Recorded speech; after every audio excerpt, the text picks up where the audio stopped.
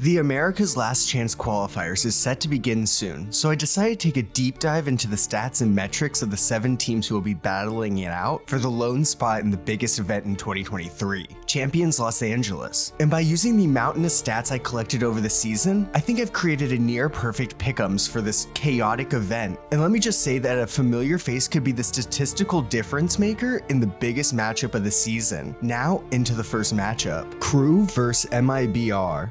We start out with the bottom of the Americas with Crew, who has yet to win a game this year, and MIBR, who has looked pretty rough all year, but are coming off a clutch win against 100 Thieves in the final game of the regular season, which actually set up for the improbable run that Evil Geniuses had. So this will be a tough fight, but when we compare some of the key stats to each other, it's more apparent who has actually had the better last 5 games. For MIBR, other than their win against 100 Thieves, their team has been trending downwards as they have had to try a few new changes in their lineup, resulting in a few blowouts. Compare that to Crew, who hasn't won a match yet, but has had a few close matches against some pretty hard opponents. While MIBR was able to win their first matchup earlier this season, the stats point to Crew securing their first victory in 2023, sending them towards a matchup against Furia. So let's quickly compare the stats we just showed of Crew's with Furia's. Furia had a better season than MIBR. They still underperformed for their standards, falling quickly out of playoffs against NRG and Loud. But this is a much harder matchup for Crew. While Crew's numbers were good enough against MIBR, Furia is just a step above them. Furia should end Crew's season moving on to the upper semifinals to face Lev, where the event turns into double elimination. But before we get into the action, let's head back to the other quarterfinals matchup, the most anticipated clout match, Sentinels vs 100 Thieves.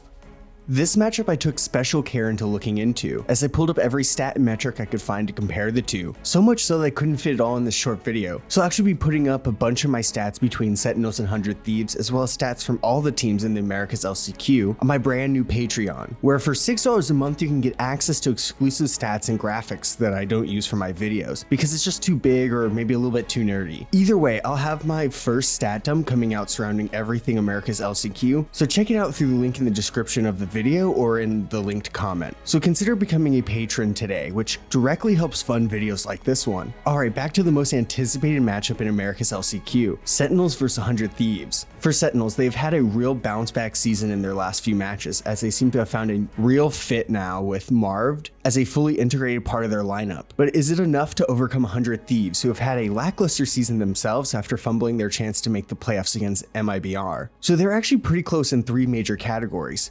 multi-kills, first kills to deaths, and 5v4 situations with only decimal points separating each other. But the real differences are where Marved really helped them become a more complete team. Sentinels blow 100 Thieves out of the water in 4v5 situations and their full buy win rate, as well as making the team the best in the America's LCQ at stopping teams from pulling off clutches, which is a stat I obtained from another one of my videos I'm finishing up right now, all about clutches that happened in 2023. It's an insane video, so make sure you subscribe with notifications on to see that. But Sentinels, with the addition of Marved, makes them a really stable team when they have rifles in their hand, which 100 Thieves have not proven they can stop against lesser opponents in their last few games. Ultimately, the stats show Sentinels beating out 100 Thieves, ending their season before it ever really started, moving Sentinels to a battle against their other NA rival, Cloud9.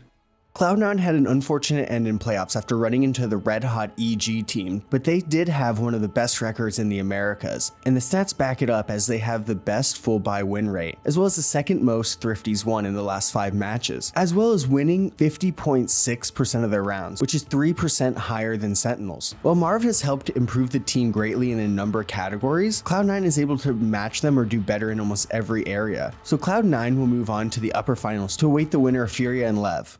So this one is a pretty hard one to call when looking at how each team performed this season, as they're pretty similar in a lot of ways. But the stats that seal who wins this is the multi-kills per map and clutches allowed, as Lev is prone to fumble rounds, which Furia can exploit and lead them to a victory. But ultimately, this matchup is super close when looking at the stats, and it could really go down to the wire in a map 3 overtime, which Lev actually has the advantage in, as they're 2-0 in overtimes recently. But the stats have them falling to the lower bracket to face off in an elimination match against Sentinels, where this is tenz and the rest of Sentinel's final chance to redeem their season.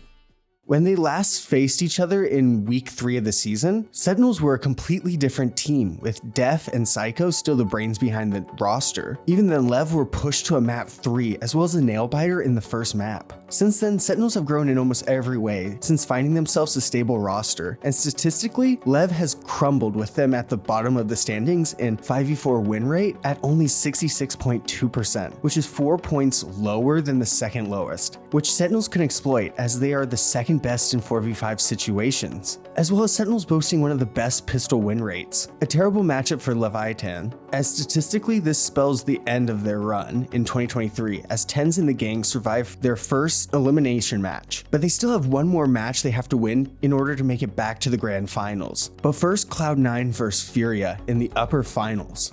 So the stats say this matchup is actually pretty razor thin, so much so that I want you to predict who you think is who as I reveal the stats that were so close.